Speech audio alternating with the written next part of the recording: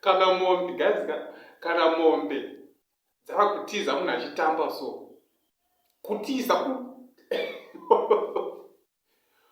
kuita gurungwandira dzichiita dzakadaiwo kutiza munhu ari kutamba savhanchoka.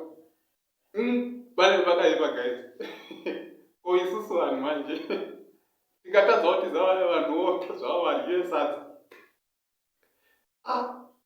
Guys. Zvakaoma. Ndisati ndapinda munyaya yanga guys, ndoda kuti newe usati wasubscribe to this channel, please subscribe. Click your notification bell kuitira pega pega panongouya nechinokunakidzai guys. Hamudarikirwi. Toda kufara tose, ini ndikanakidzwa, ini toita kuti munakidze.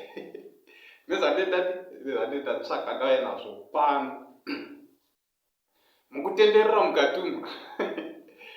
Ndobva ndasangana nemukomanawo anondivhanchoka here kana kuti ifotokopi yavhanchoka. Because vanhu vakatofanana kuti vanhuwo. Saka kumutiwo vhanchoka light. Anga ari mudanga nemombe dzake.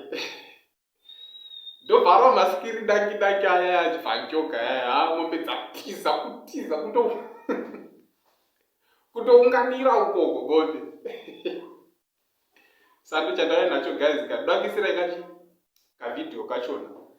Muone mugotaurawo maonero enyu guys kuti hey, boy rapo. Boy energy boy. Atamba mukopadai mombe dzika. Kati vhanchoka ari kutiitira mabasa. Vhanchoka atiitira mabasa makuru. Saka ndochandauya nacho guys ndisandakisira kavidhio suppose nhasi asida kupedza nguva iyi. Ndoti kana manga musati masubscribe to this channel, ndinokumbirisai subscribe, click your notification bell kuitira ndangoisa chimwe latest haupotsewi, haudarikirwi.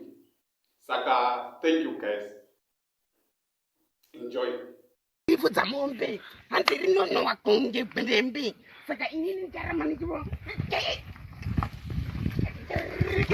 doesn't want to take these and look about his face.